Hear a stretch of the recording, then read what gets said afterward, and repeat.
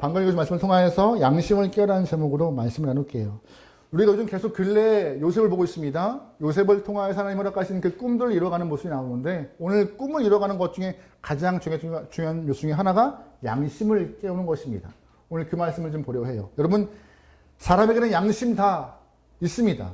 그 양심은요, 옳고 그름과 선과 악을 구분하는 도덕적인 의식이에요. 하나님은 이 양심을 통하여서 죄를 깨닫게 허락하시고 또한 이 양심을 통하여서 하나님의 뜻을 허락하세요. 그래서 이 양심은 하나님을 잘 섬기는 중요한 선물입니다. 그래서 이왕이면 이 양심이 어떤 양심이 되어야 잘 섬길 수 있는가? 바로 착한 양심이 될 때 하나님을 잘 섬기는 것입니다. 무슨 양심이요? 착한 양심이요. 양심은 다 있습니다. 하지만 그 양심이 착한 양심이 될 때 잘 섬길 수 있는 것이에요. 사도행전 말씀 보면은요, 사도 바울이 예루살렘에서 유대인들에게 붙잡혀 공회에 서 있을 때가 있었습니다. 그때 공회에 서 있던 바울이 했던 말 중에 이런 말이 있어요. 나는 범사의 양심에 따라 하나님을 섬겼다. 범사의 양심에 따라 하나님을 섬겼다. 매일 다른 양심을 갖고 살아왔노라라고, 하나님 보시기에 부끄럽지 않게 살았다라고 바울이 고백했던 부분이 있습니다. 여러분, 열심히 살아가는 거 중요해요. 열심히 신앙생활하는 거 중요합니다. 하지만 열심히 신앙생활 하되 착한 양심을 갖고 신앙생활하는 거 중요합니다. 착한 양심이요. 그냥 하는 거 안 중요해요. 하지만 문제는 뭐예요?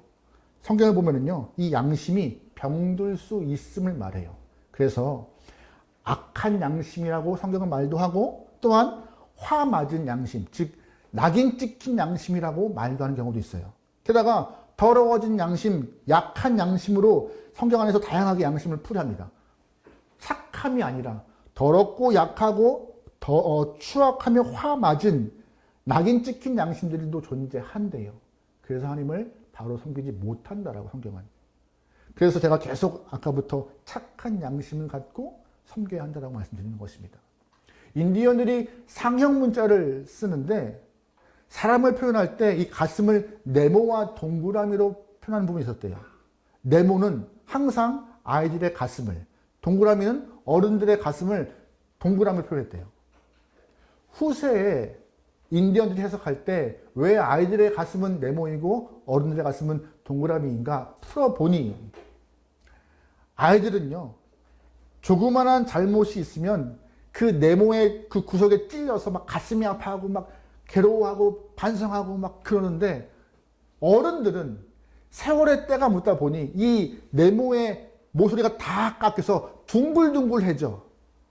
같은 잘못을 저질러도 깨달음 없이 반성 없이 그저 그렇게 흘러가는 모습이 많았다고. 그래서 어른들의 가슴은 동그랗게, 아이들의 가슴은 네모나게 표시를 해놨다고 하더라고요. 여러분, 꼭 인디언의 상형 문자가 아니더라도 우리들의 삶을 보면 좀 잘 알 수 있습니다. 어렸을 때 보면은요, 작은 것 하나에 움찔거려요. 거짓말 하나에 막 긴장하고 금방 울먹거리면서 가슴이 콩닥거리면서 뉘우침도 빠릅니다. 하지만 어른 되면요, 뻔뻔해져요. 거짓말을 사실같이 하고요. 굉장히 찔림이 없고요. 자기 합리화가 많고 더 자신의 잘못을 방어하기 위해서 오히려 다른 사람을 비난하는 경우가 많습니다. 어른들이 그래요. 진짜 어른들의 가슴이 동그란 것 같아요. 여러분의 마음은 네모나세요? 동그라세요? 동그라지 않길 소망합니다. 이왕이면 아직은 덜 동그래서, 그리고 동그라다면은 은혜로 좀 깎여서 모서리가 생기기 소망해요. 그럴 때마다 찔림이 있고 반성이 있고 더욱더 깨우침을 얻는 것이죠. 시급한 문제는요, 여러 가지 있겠지만 신앙인으로서 가장 시급한 문제는 이 착한 양심을 회복하는 거예요. 그래서 찔림이 있어야 되는 것이고 본인이 스스로 바르다, 옳다, 선하다 이 말하면 되지라는 마음을 빨리 깨버리는 것이 신앙인들은 중요한 숙제인 것 같아요. 여러분, 계속 설교 초반부터 착한 양심을 말하고 있습니다. 착한 양심이 뭔지 아세요? 쉽게 말하면은 신앙 안에서 예수 그리스도로 거듭난 사람이 품는 양심입니다. 이 양심은요, 아까 말씀드렸죠. 더럽기도 하고 화인 맞기도 하고 악하기도 하고 약하기도 하고 이 양심이 세상 가운데 찌들리고 더러워진 양심은 예수 그리스도의 보혈로 아니면은 씻기지 않습니다. 그래서 거듭난 사람들이 품는 양심이 착한 양심이에요. 그러다 보니 하나님 말씀에 민감하고 민감하여서 죄와 선을 구분할 줄 알고 더 주님의 눈치를 보고 예민할 수 있는 것이 착한 양심의 소유자인 것이죠. 그래서 우리는요, 성령 안에서 거듭남도 필요하고 말씀에 예민할 수 있도록 은혜 가운데 잘 마음이 씻겨서 내문한 착한 양심의 소유자가 되어 주 앞에 서는 것이 우리의 숙제임을 꼭 기억하시기 소망합니다. 여러분의 삶이 동그라미 아니라 네모의 착한 양심의 소유자 되기 소망합니다. 할렐루야. 아멘. 오늘 본문은요. 요셉을 노예로 팔아먹었던, 애굽으로 팔아넘겼던 형들의 그 병든 양심이 회복되는 그런 본문의 이야기예요. 성경을 보면 애굽 땅에 7년 동안, 이집트에 7년 동안 큰 가뭄이 있었는데 단순히 애굽 땅에만 7년의 가뭄이 아니라 주변 국들도 다 가뭄으로 힘들어했습니다. 물론 요셉의 아버지였던 야곱과 그의 형제들이 있던 가나안 땅도 흉년이었어요. 양식이 너무나 부족하여서 괴로워하던 차에 요셉의 아버지 야곱의 귀에 애굽 땅에는, 이집트에는 양식이 많다는 소리를 듣고 형제들을 보내어서 양식을 구하러 가죠. 양식을 구하러 온 요셉의 형들은 마침 애굽의 총리였던 요셉이 온 백성에게 그 양식을 팔고 있을 때와 딱 조우합니다. 다른 나라의 백성이다 보니 큰 이집트의 애굽의 총리 앞에 절을 하는 것은 당연한 모습이었고 음식을 구하여서 양식을 구하여서 본인의 본 목적을 달성하려 했던 것이 오늘 본문의 이야기입니다. 요셉은 한눈에 형들을 알아봐요. 한눈에 알아봐요. 근데 형들은 알아보지 못했어요. 왜? 이제 22년의 세월이 흘렀고 자신들이 요셉을 구덩이에 쳐넣고 팔아먹었던 17살이 아니라 이제 30살이 넘은 요셉의 모습이니 그 옛날 모습은 없었겠죠. 게다가 그 요셉이 총리의 모습으로 크게 멋지게 있는데 어떻게 알아보겠습니까? 얼굴도 못 보겠죠. 근데 요셉은 알아봤어요. 형이네? 둘째 형이네? 식구들 다 왔네.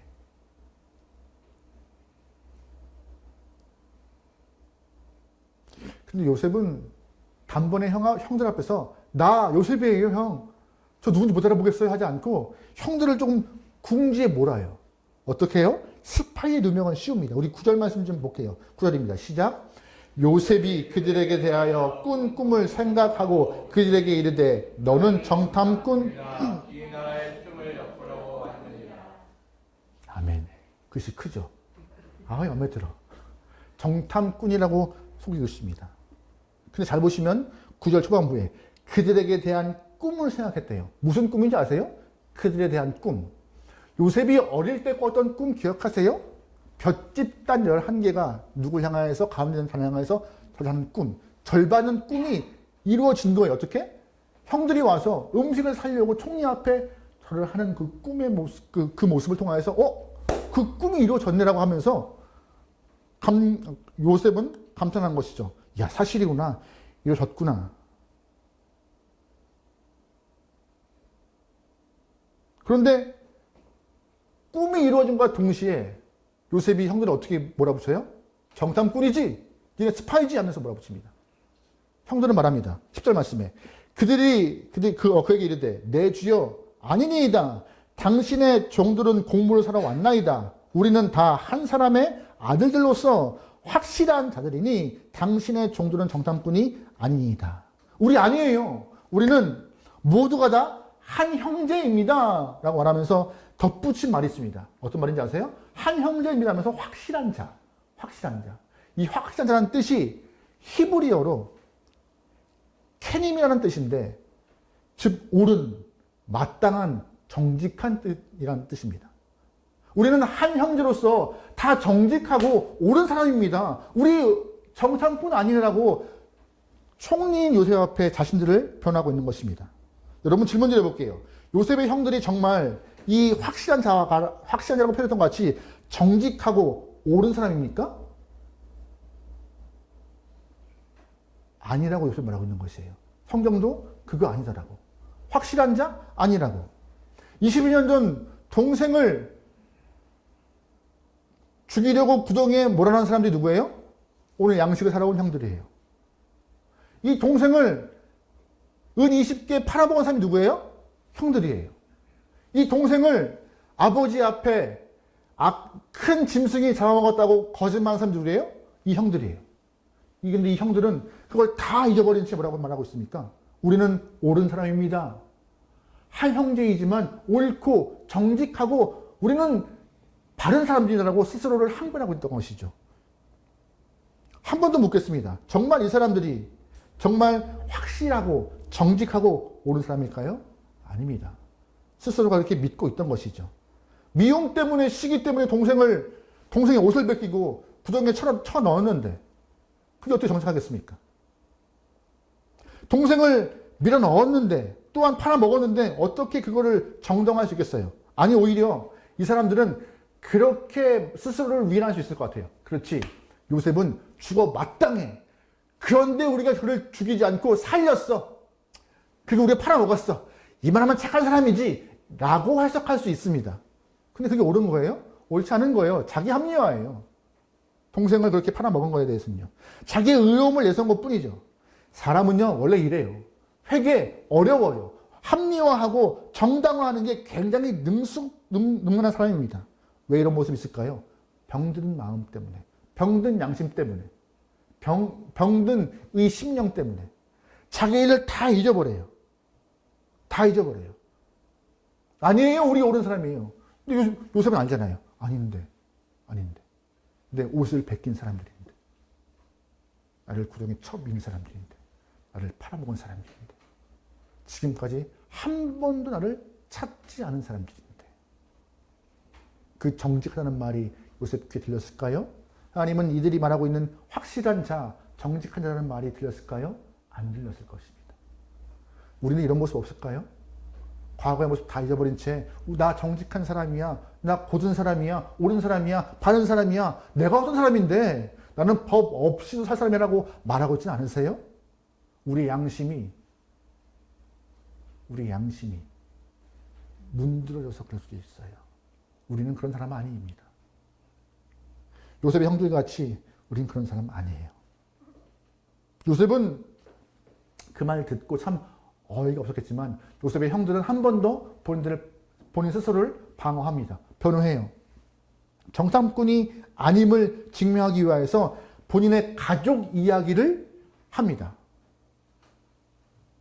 10절 말씀에 그들이 이르되 당신의 종 우리들은 12형제로서 가나안 땅 한 사람의 아들이라 막내 아들은 오늘 아버지와 함께 있고 또 하나는 없어졌나이다 라고 말하고 있습니다. 한 사람은 아버지와 함께 있고 한 사람은 없어졌대요. 없어진 겁니까? 한 사람이? 형들은 그렇게 말하고 있어요. 총리한테. 우리가 12형제인데 막내는 아버지랑 있습니다. 근데 한 사람은 없어졌어요. 없어지게 한 사람이 누구예요? 오늘 음식을 사러 왔던 요셉의 형들입니다. 근데 그렇게 계속 본인을 말하고 있는 것입니다. 형들의 양심은 22년 동안 계속 악해 있었고 부패해 있었고 그런 모습으로 살아왔다라고 오늘 본문은 여실히 보여주고 있어요. 시간이 흐름에도 변화가 없음에. 여러분 질문 드려볼게요. 형들의 양심이 22년 동안 변화가 없었습니다. 그러면 220년 지나면 변화가 있을까요? 그러면 2020년 지나면 변화가 있을까요? 안 변해요. 양심은. 계속 그러고 있는 것이에요. 죄는 그냥 없어지는 것이 아니에요.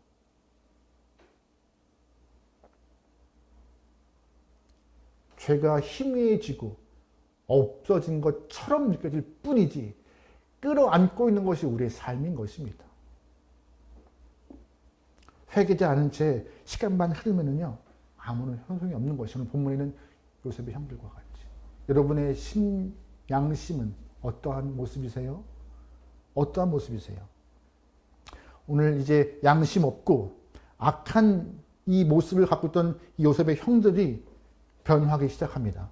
하나님이 그들을 변화시키세요. 어떻게? 첫 번째, 변화시키기 위해서 그들에게 부패한 양심을 깨우치기 위해서 하나님은 경제적으로 압박을 주십니다. 오늘 본문에 이들이 왜 애굽으로 와요? 왜 애굽으로? 먹고 살기 위해서. 가나안 땅에서는 음식을 못 구하니까, 양식이 없으니까.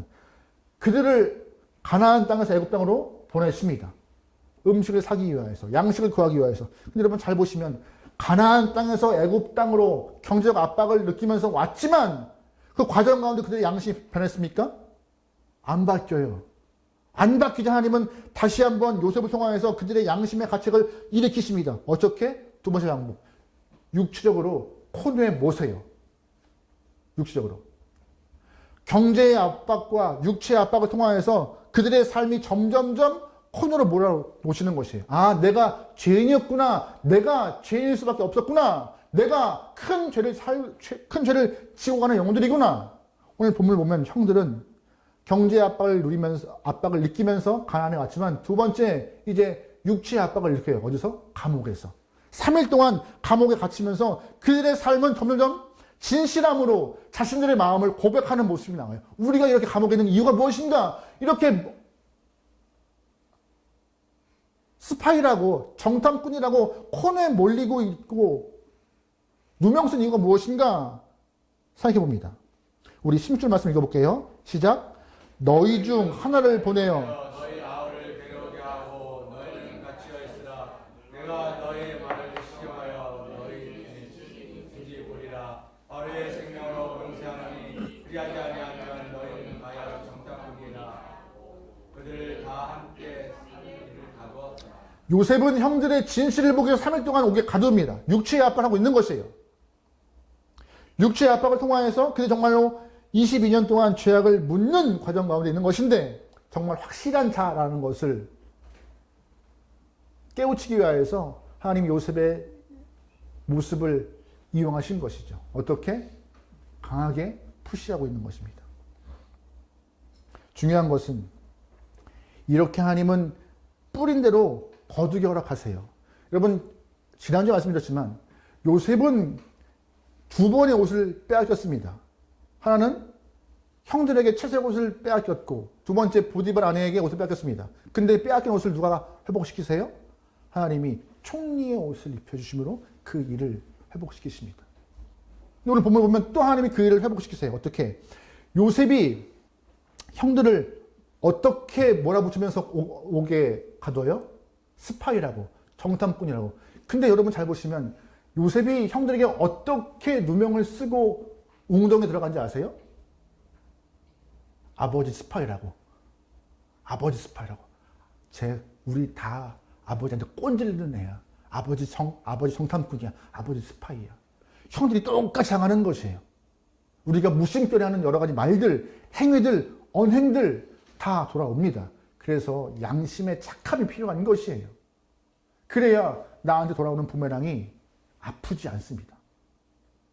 본문 보세요. 심대로 거둔 형들의 모습이 나오죠. 중요한 것은 이 4일 동안, 3일 동안 감옥에 있을 때 비로소 그때가 돼서야 형들은 지난날의 자신의 죄를 떠올립니다. 전혀 예상하지 못했던 상황 가운데 육체의 압박이 있는 순간 그들의 삶에 죄가 있음을 파악하고 고백하게 돼요. 우리 21절 말씀 보겠습니다. 같이 봐요. 시작. 그들이 서로 말하되 우리가 아우의 일로 말미암아 범죄하였도다. 그가 우리에게 예벌할 때 그 마음의 괴로움을 보고도 듣지 아니하였으므로 이 괴로움이 우리에게. 갑자기 누굴 떠올려요? 요셉이요. 아우의 일로 인하여서 22년 동안 한 번도 안 떠올렸던 그들의 양심 가운데 하나님이 압박을 주시자 뭘 떠올려요? 그때 과거의 내 죄를 떠올리게 하십니다. 내가 혹시 그때 그 죄가 임하여서 내 삶에 역사하는 거 아니야? 동생을 내몰차게 구덩이에 떠밀고 동생이 손을 내밀고 나를 불렀던 그 음성을 외면했던 내 죄가 지금 여기서 내가 지금 감당하고 있는 것이 아닌가? 22년이 지나서야 형들은 그걸 떠올려요. 그뿐인가요? 제일 큰형이었던 루벤은 이런 고백해요. 22절입니다. 같이 봐요. 시작. 루벤이 그들에게 대답하여 이르되 내가 너희에게 그 아이에 대하여 죄를 짓지 말자고 하자. 그래도 너희가 듣지 않았느니라. 그러므로 그의 핏값을 치르게 되었도다 하니. 아멘. 너희들 때문에 내가 지금 이렇게 피값 받는 것 같아. 우리가 요셉을 죽이고 그를 팔아먹은 그 죄 때문에 우리 모두가 지금 이 감옥에 갇혀서 피값 받는 것 같아. 어쩌면 좋아.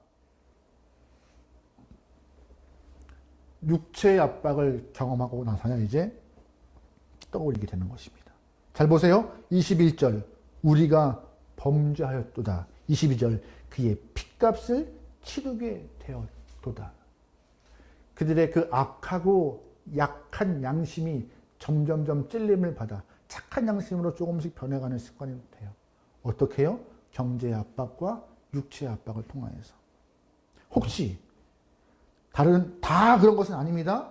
혹시 우리가 삶에서 압박을 경험하고 계신 분 계십니까? 그 압박이 나의 병든 양심을 깨우친 하나님의 방법일 수 있습니다. 경제의 압박이 오거나 질병의 압박이 오거나 사고가 나거나 아니면 가정에서 남편과 아이들을 통하여서 압박이 오거나 관계가 틀어지거나 이런 모든 것들이 하나님이 우리의 양심을 통하여서 소리를 내시는 하나의 방편일 수가 있어요. 깨우치고 되살리라고요. 그런 압박을 통하여서 너가 가는 길이 옳지 않음을 네가 과거에 든 수많은 것들을 깨우쳐 돌아오기를 원하시는 하나님의 마음일 수가 있는 것입니다. 여러분 그 음성과 손짓에 조금 더 민감하게 반응하시기 소망합니다. 혹시 내가 놓치고 있던 것이 아닌가? 혹시 내가 잊고 있던 것이 아닌가? 혹시 내가 까먹고 있던 것이 아닌가? 시간이 흐르면서 그냥 묻고 있는 것이 아닌가? 여러분 교회 생활 잘하는 것 중요하죠. 하지만 양심이 병들어서 또한 죄에 더러워져 있다면 하나님을 바로 섬길 수 없습니다. 그래서 이 더러워진 양심을 예수님의 피로 씻는 것이 우리의 살 길임을 꼭 기억하시면 좋을 것 같아요. 오늘 본문에서 요셉의 형들이 점점점 양심이 회복되는 모습이 나와요. 과거에 내가 잊어버렸던 22년 동안 동생에 죄했던 그 죄악들이 지금 나한테 결과를 오는 것 같은데 하는 마음들. 그때 그 죄를 범하지 않았다면, 그때 그 잘못하지 않았다면 하는 후회가 남는 것이죠. 여러분도 매일매일 삶이 후회가 남지 않았으면 좋겠습니다. 오늘 본문 잘 보시면 요셉은 계속 형들 앞에서 여러 가지 이야기를 듣기도 하고 말도 합니다. 근데 형들은 요셉을 못 알아봐요. 왠지 아세요? 한 번도 고향 땅의 말을 안 쓰기 때문에 중간에 통역을 끼고 있기 때문에 요셉이 가나안 땅에 이스라엘 말을 하지 않기 때문에 전혀 예상하지 못한 상황인 것입니다. 근데 요셉은 형들의 말을 알아듣는 것이죠. 어떻게? 형들이 감옥에서 스스로의 잘못들을 떠올리고 있구나. 22년 전에 있던 이야기들을 지금 떠올리면서 그때를 반성하고 있구나. 회개를 시작하고 있으며 양심의 가치를 느끼고 있구나. 요셉도 거기에 감동합니다. 나를 잊어버리지 않고 있었구나. 나를 진짜 버린 것이 아니었구나. 그러면서 혼자 밖에 나가 울고 오는 요셉의 모습도 말씀 후반부에 나와 있습니다. 그 이후 요셉은 어떻게 했을까요? 그래, 양심의 가치를 느낀 거고 내가 아픔을 경험한 거지. 난 이제부터 복수의 칼을 휘두를 거야 하면서 형들을 다 착고를 채워서 곤장 10대씩을 때렸을까요? 안 때렸어요. 가장 힘든 것을 하게 되었습니다. 가장 힘든 것. 오늘 본문에 보니까는요, 정말 가장 힘든 것이 두 가지가 있는 것 같아요. 첫 번째, 가장 힘든 것. 양심의 가책을 느끼고 회개하는 것 정말 어려운 것 같아요. 22년 동안 듣지 않고 보지 않고 자기의 죄를 묵혀 살아가고 있던 이들의 모습 보면서 회개가 어려운 것 같습니다. 근데 두 번째, 어려운 것을 해내고 있는 모습이 나옵니다. 뭔지 아세요? 용서요. 그 어려운 것을 해내고 있어요, 요셉이. 왜 요셉이 안 갚고 싶겠습니까? 당한 것이 얼만큼인데. 그러지 않아요. 착한 양심을 지키고 있는 요셉의 모습을 우리는 잘 기억해야 합니다. 여러분 혹시 렘브란트의 그림 돌아온 탕자라는 그림 아세요? 이런 그림인데 어디선가 봤을 법한 그림입니다. 근데 이 돌아온 탕자를 보면은요, 탕자의 모습이 저렇게 빡빡 머리를 밀고 있는 모습이 나와요. 또한 급하셔라. 잘 보이나요? 이쪽 보면은요, 옷이 찢겨지고 살이 찢겨지는 모습처럼 보여지고 있어요. 게다가 두 번째, 탕자의 신발을 보시면요. 밑창이 떨어지고 맨발로 뚜벅뚜벅 걸어왔던 모습이 나와요. 아버지 안에서 살다가 자유를 박탈당한 그 고통스러운 모습을 표현하고 있는 것이죠. 아버지 안에 살 때가 좋았다. 하지만 아버지 품을 벗어나니 머리가 빡빡 깎이고 온몸이 찢기고 피가 저기 나며 다 빼앗기고 같은 저 모습이 아버지를 떠난 사람의 모습이었다. 하지만 양심을 느끼고 돌아온 이 탕자는 어디에 있어요? 아버지 품에요. 근데 여러분 그거 아세요? 아버지의 모습도 어떤 모습이냐? 멀쩡해 보이시죠? 렘브란트는 이 아버지 모습을 눈을 양쪽을 다르게 그렸다고 합니다. 그 이유가 오랜 시간 동안 아들이 오기를 기다리면서 눈물 흘려서 눈이 짓물러서 시력을 잃은 것처럼 표현하기 위해서 저렇게 눈을 그렸다고 합니다. 그냥 계신 것이 아니었어요. 그냥 계신 게 아니더라고요. 또한 여러분은 잘 안 보이시겠지만 이 렘브란트가 그렸던 돌아온 탕자가 아버지의 손을 양쪽을 다르게 그려놨어요. 한쪽은 힘줄이 딱 들어간 남성의 손같이, 한쪽은 부드러운 여성의 손같이. 아버지는 강한 힘도 있지만 동시에 용서할 수 있는 어머니 뜻한 마음도 갖고 계시다. 돌아와야 한다. 오늘 형들은 양심의 가책을 느끼면서 점점 돌아오는 모습으로 보여지고 있습니다.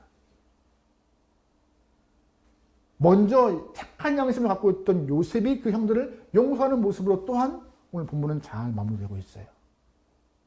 우리가 신앙생활하면서 정말 중요한 것은 무엇을 하고 어떠한 봉사하고 어떤 것을 누리고 어떤 것을 행하는 것, 그것보다 오늘 본문은 정확히 말합니다. 너희의 동그란 양심이 말씀으로 깎이고 은혜로 깎여서 네모난 양심으로 변하길 원하는 주의 뜻을 본문은 말하고 있는 것이고, 그 착한 양심을 회복하여서 주 앞에 서고 세상 앞에 서서 세상에 빛을 비출 수 있는 아름다운 영혼 되라고 오늘 말씀하고 있는 것이에요. 시간이 흐를수록 무뎌지고 깎여지고 정말로 깨달음과 깨우침 없이 돌아옴 없이 그냥 그렇게 눌러앉다가는 우리의 삶이 심판받습니다. 심판받아요.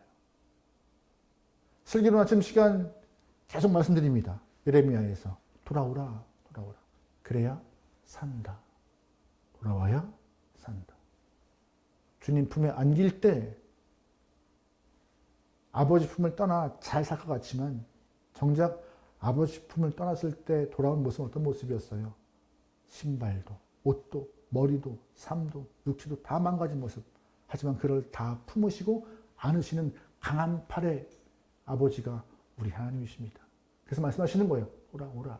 그게 살 길이다. 여러분 인생 가운데 많은 목표 갖고 계시죠? 꿈들 갖고 계시죠? 그 꿈을 이루기 위해서 여러 가지 것들을 조사하고 행하실 것입니다. 그런데 중요한 것은 꿈을 이루기 위해서 뭐가 필요한 거예요? 착한 양심이에요. 착한 양심이에요. 양심을 깨워야 합니다. 하나님이 우리의 양심을 통해 말씀하시는 것들을 깨우쳐 우리의 삶이 주님께 번쩍번쩍 할 수 있는 여러분과 저의 삶이 되기를 주님으로 축원합니다. 아멘.